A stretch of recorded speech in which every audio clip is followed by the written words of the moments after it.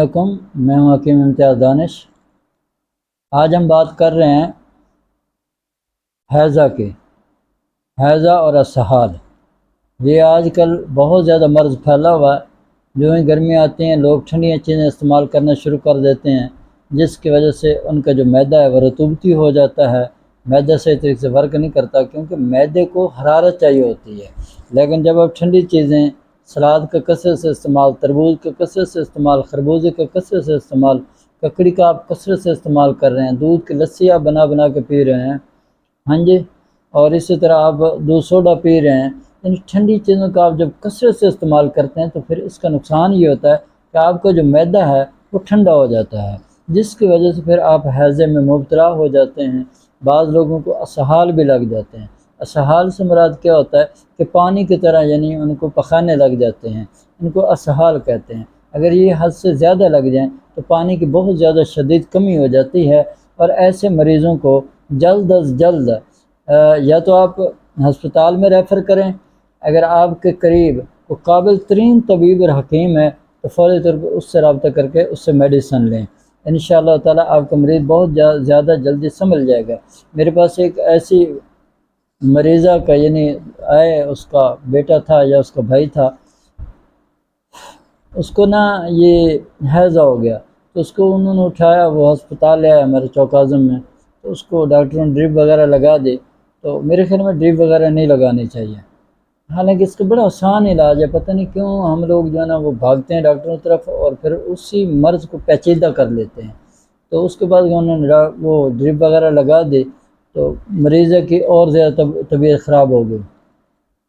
اب انہوں نے جو امام مسجد تھے نا، اپنے جو علاقے کا ان کا امام ہے، اس کو فون کیا کہ استاد جی دعا کریں، بس والدہ کی یا میری بہن کی طبیعت بہت زیادہ خراب ہو گئی ہے۔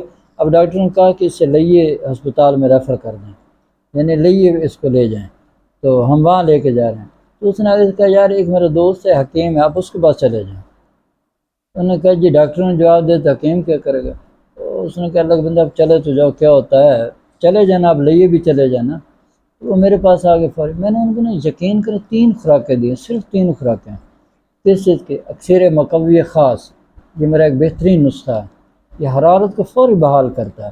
میں نے وہ دے دی۔ میں نے کہا نا اس مریضے کو نا آپ نے ایک ابھی جا کے خوراک دے دینی ہے لونگ دار چینی کے کہوے کے ساتھ، ایک آپ نے اس کو 1 گھنٹے کے بعد دے دینی ہے، اور تیسری اگر طبیعت سنبھل جائے تو پھر 3 گھنٹے بعد دے دینا، ورنہ 1 گھنٹے بعد دینا، انشاءاللہ مریض آپ کی ٹھیک ہو جائے گی۔ آپ یقین کریں جب انہوں نے 2 خوراکیں دی، یعنی ایک خوراک جا کے دی، پھر 1 گھنٹے بعد دوسری خوراک دی، تو تیسری خوراک کے الحمدللہ وہی عورت کہنے کہ میں تو بیمار ہوئی نہیں تھی، مجھے تو کچھ ہوا ہی نہیں ہے، میں تو بالکل ٹھیک ہو گئی۔ تو مقصد یہ ہے، اس میں کچھ ہم غلطیاں بھی کرتے ہیں کہ مریض کو پیاس بہت زیادہ لگ رہی ہے تو وہ ٹھنڈے پانی کی خواہش کرتا ہے، آپ ٹھنڈا پانی دے دو، بھئی اللہ کے بندے اس میں ٹھنڈا پانی دو گے تو یقین کرے آپ مریض کو قبر تک پہنچا رہے ہیں۔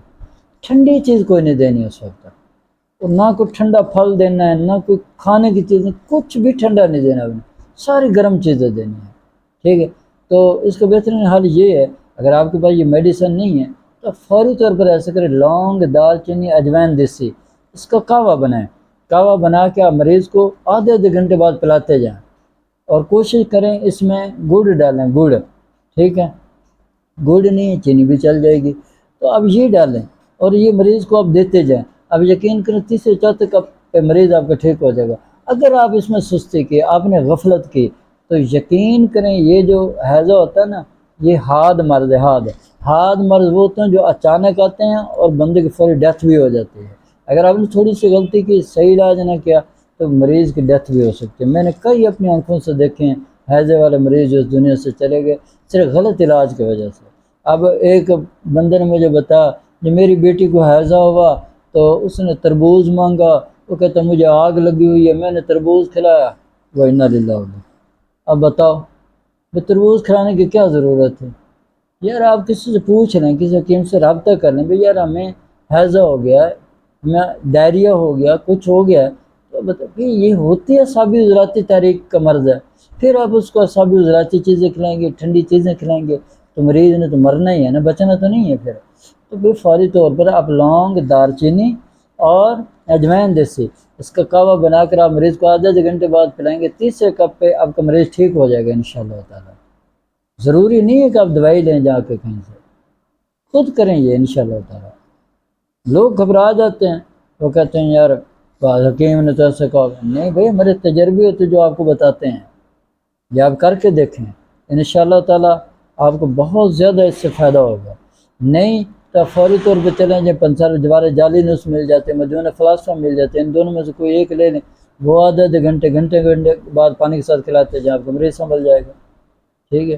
اب اکثر مکوی خاص تو آپ کے پاس ہے نہیں، وہ تو پھر میرے سے ہی ملے گی نا، تو پھر اس کا طریقہ یہ ہے کہ وہ منگوا کے گھر رکھ لیں، اور خدا نہ خواستہ کوئی ایسا مسئلہ جو ٹھنڈک کی وجہ جو معدہ خراب ہو جاتا ہے، قے آنا شروع ہو جاتے ہیں، الٹیاں لگ جاتی ہیں، پھر آپ کو اسہال لگ جاتے ہیں، سنگرہنی ہو جاتی ہے، تو اس کے لیے یا منگوا لیں، استعمال کریں، یا جسم میں ناطاقتی آ جاتی ہے، جسم ٹھنڈا رہتا ہے، تو پھر یہ میڈیسن آپ منگوا سکتے ہیں ہمارے سے، منگوا کے استعمال کریں، انشاءاللہ آپ کی حرارت بحال ہونا شروع ہو جائے گی۔